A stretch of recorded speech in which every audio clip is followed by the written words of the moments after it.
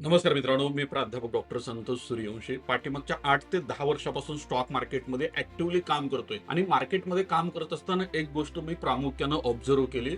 मार्केटमध्ये दररोज हजारो लोक मार्केट उघडण्यापूर्वी एकच गोष्ट शोधतात, ते म्हणजे पुढचा मल्टीबॅगर स्टॉक कोणता असेल आणि त्यातल्या त्यात पेनी स्टॉक कोणता असेल.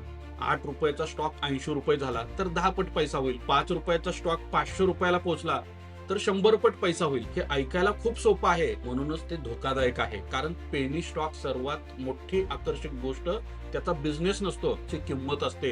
लोकांना वाटतं 20,000चा शेअर असेल एखादा तर तो खूप महाग आहे, पण 2 रुपयाचा स्टॉक असेल तर तो खूप स्वस्त वाटतो. मग ते 2 रुपयांचे 10,000 शेअर्स खरेदी करतात आणि स्वतःला सांगतात, हा फक्त 10 रुपये जरी वर गेला ना, माझे पैसे 5 पट होतील. पण मार्केट तुमच्या शेअरची संख्या बघत नाही, मार्केट कंपनीची क्वालिटी बघतं आणि अनेकदा 2 रुपयाचा स्टॉक स्वस्त नसतो, तो 2 रुपयांवरती देखील महाग असतो.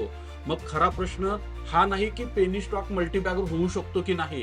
हो, होऊ शकतो तो देखील. इतिहासात खूप साऱ्या छोट्या कंपन्या पुढे जाऊन खूप मोठ्या झाल्यात. छोट्या कंपन्यांनी नवीन मार्केट जिंकलं आहे. काही स्टॉक्सनी अनेक पटीनं रिटर्न दिले, पण हजारो पेनी स्टॉक्स खरा मल्टीबॅगर कसा ओळखायचा त्याहून जास्त महत्वाचं आहे.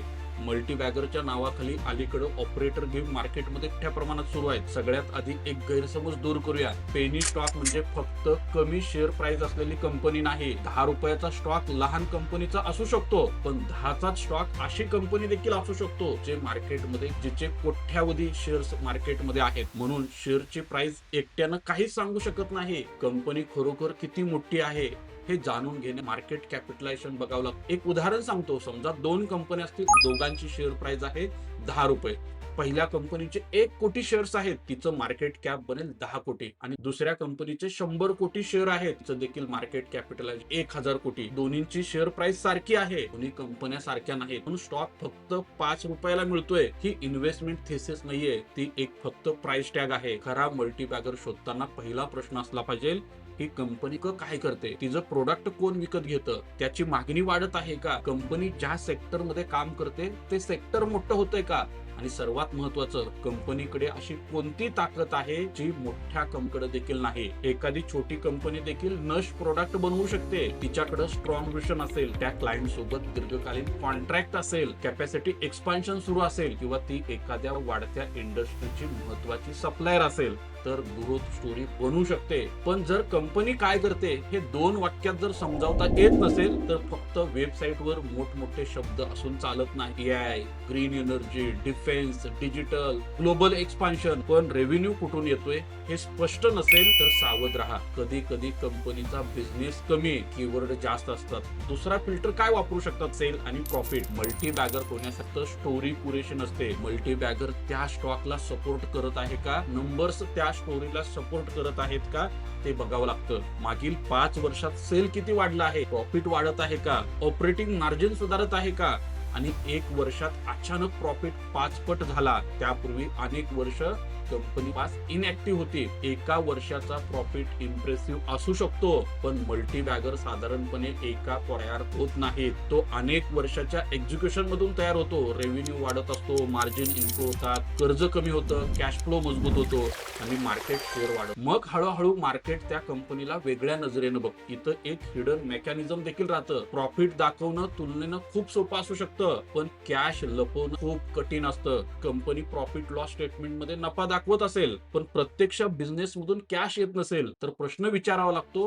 ते पैसे कुठे अडकलेत. कस्टमर कडून पेमेंट येत नाही, रिसिवेबल प्रचंड वाढत आहेत, गोदामामध्ये माल पडून आहे, की अकाउंटिंग प्रॉफिट दिसतो आहे, बँक अकाउंट मध्ये पैसा नाही. एखाद्या वर्षी फरक असू शकतो, पण अनेक वर्ष प्रॉफिट वाढतोय आणि ऑपरेटिंग कॅश फ्लो सतत वीक होतोय, हे वॉर्निंगचं साइन असतं. कारण शेवटी सॅलरी, लोन आणि डिव्हिडंड हा अकाउंटिंग प्रॉफिट मधून भरला जात नाही, तो कॅश मधून भरला जातो. तिसरा फिल्टर आहे कर्ज. एखाद्या छोट्या कंपनीला वाढवण्यासाठी कर्ज लागू शकतं. कर्ज असणं ही काही खराब गोष्ट नाहीये, पण कर्ज कशासाठी घेतलं हे खूप महत्वाचं आहे.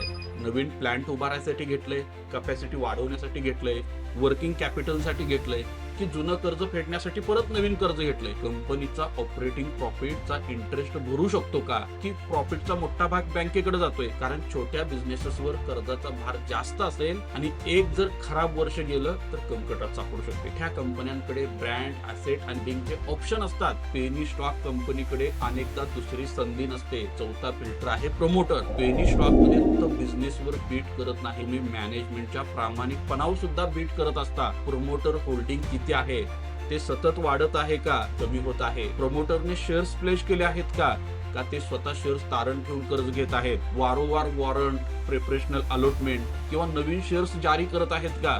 इथं डायल्युजन खूप गरजेचं आहे. समजा तिचा प्रॉफिट 10 कोटी आहे, मार्केटमध्ये 1 कोटी शेअर्स आहेत, म्हणजे प्रति शेअर अर्निंग 10 रुपये झालं. नंतर कंपनीनं आणखी 1 कोटी शेअर्स जारी केले, प्रॉफिट अजूनही 10 कोटी आहे, पण आता शेअर्सची संख्या झाली 2 कोटी. प्रति शेअर अर्निंग किती झालं?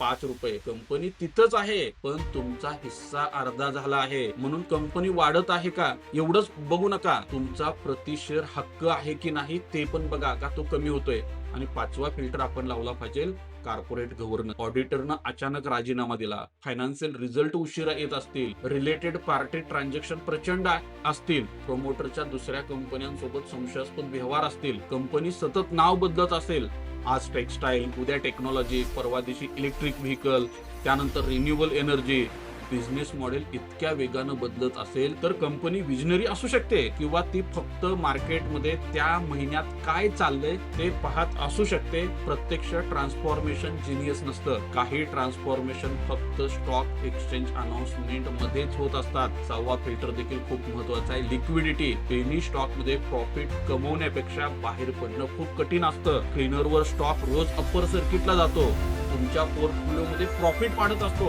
50,000चे 90,000 झाले, तुम्हाला वाटतं मी मल्टीबॅगर पकडलाय, पण सेलरनं बटन दाबल्यानंतर बायरची गरज नसते. प्रॉफिट स्क्रीनवर आहे, पण बँक अकाउंट मध्ये नाही. ज्या दिवशी लोअर सर्किट सुरू होतात ना, त्या दिवशी पूर्ण गेम पलटतो. इथे एक अनकम्फर्टेबल मॅथ्स तुम्हाला समजून घेणं गरजेचं आहे. एखादा स्टॉक 100 रुपयावरून 50 रुपये झाला तर 50% घसरला, बरोबर आहे, पण पुन्हा 100 रुपयाला जाण्यासाठी त्याला 50% नाही 100% वाढावं लागतं. स्टॉक 100 रुपयावरून 10 रुपये झाला तर स्टॉक 90% घसरलाय, बरोबर आहे, पण पुन्हा 100 रुपयावर जाण्यासाठी त्याला 900% वाढावं लागतं. म्हणून पेनी स्टॉक मध्ये पहिलं काम मोठं रिटर्न मिळवणं नाही, मोठे परमनंट लॉस टाळणं आहे. आता ऑपरेटर मेकॅनिझम देखील तुम्हाला समजावून सांगतो, म्हणजे तुम्ही पेनी स्टॉक मध्ये अडकणार नाही. कमी लिक्विडिटी असलेल्या स्टॉक्स मध्ये काही लोक हळूहळू शेअर्स अॅक्युमुलेट करतात. नंतर व्हॉट्सअप, टेलिग्राम, युट्यूब, सोशल मीडियावरती स्टोरी सुरू होते, big order coming, promoter meeting, bonus announcement, foreign इन्व्हेस्टरची एंट्री, प्राइस वाढायला लागते, त्यानंतर व्हॉल्यूम वाढतो. रिटेल इन्व्हेस्टरला वाटतं की काहीतरी मोठं होणार आहे, तो खरेदी करतो, लोक आणखी खरेदी करतात आणि प्राइस वाढतात. आणि ज्या लोकांनी कमी भावात स्टॉक्स जमा केले ते हळूहळू बाहेर पडतात. रिटेलरला वाटतं तो रॉकेट मध्ये बसलाय, पण प्रत्यक्ष तो एक्झिट लिक्विडिटी मध्ये बसलेला. मित्रांनो, रियालिटीमध्ये तुमचा काय विचार असतो माहिती का? 3 रुपयांचा तरी स्टॉक आहे, मग किती खाली जाणार आहे? रियालिटीमध्ये मी 3 रुपयाचा स्टॉक 1 रुपयाला देखील जाऊ, आणि 1 रुपयावरती ट्रेडिंग सस्पेंड देखील होऊ शकतं, शून्य देखील होऊ शकतं. मित्रांनो, आपल्याला काय वाटतं माहिती का? प्रमोटर होल्डिंग भरपूर जास्त आहे, पण रियालिटीमध्ये तो प्रमोटरच लायकीचा नसेल, त्याचं होल्डिंग प्लेज असेल आणि तो त्या बिझनेस मधून कॅशच आणत नसेल तर उपयोग काय आहे? अजून एक रियालिटी आहे मित्रांनो, कंपन्यांना खूप मोठ्या ऑर्डर मिळतात, पण रियालिटीमध्ये त्या ऑर्डरची व्हॅल्यू किती आहे, त्या कंपनीच्या अॅन्युअल रेव्हेन्यूच्या तुलनेत किती आहे हे बघावं लागतं. जिन किती आहे, एक्झिक्युशन कधी होणार, पेमेंट कधी मिळणार.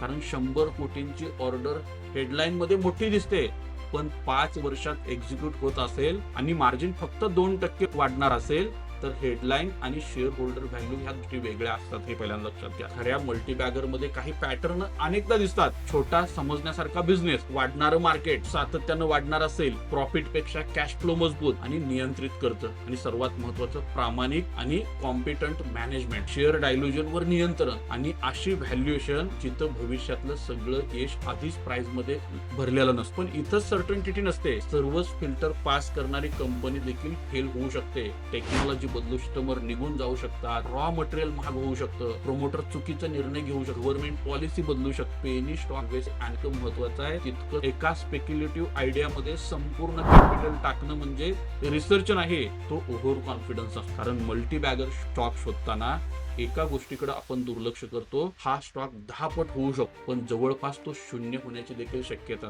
दोन्ही एकच स्टॉक असू शकतात, म्हणून हा स्टॉक किती वर जाऊ शकतो विचारण्यापूर्वी माझं अनालिसिस चुकलं असेल तर मी किती गमावू शकतो. कारण मार्केटमध्ये वेल्थ फक्त विनर्समुळे तयार होत नाही, ती मोठ्या चुका टाळण्यामुळे तयार होते. पेनी स्टॉक मल्टी बॅगर ओळखण्याचा कोणताही मार्केटमध्ये सिक्रेट फॉर्म्युला नाहीये, पण एक फरक स्पष्ट आहे. गॅमलर प्राइस बघतो, इन्व्हेस्टर बिझनेस बघतो. गॅमलर टिप बघतो, इन्व्हेस्टर एव्हिडन्स शोधतो. गॅमलर विचारतो हा स्टॉक कधी अप्पर सर्किट मारेल, इन्व्हेस्टर विचारतो ही कंपनी 5 वर्षांनी आजच्यापेक्षा किती मजबूत असेल. आणि कदाचित शेवटचा प्रश्न हाच असेल, तुम्ही खरोखर पुढचा मल्टीबॅगर शोधताय की फक्त स्टॉक शोधताय ज्याची किंमत खूप कमी आहे आणि तुम्हाला वाटतं भविष्यात त्याची किंमत खूप वाढेल. मित्रांनो, तुम्हाला जर आजचा व्हिडिओ आवडला असेल, व्हिडिओचा अनालिसिस आवडला असेल तर नक्की आपल्या YouTube चॅनलला सबस्क्राईब करा आणि हा व्हिडिओ जास्तीत जास्त शेअर करा. धन्यवाद. Investments in securities market are subject to market risks. Read all the related documents carefully before investing.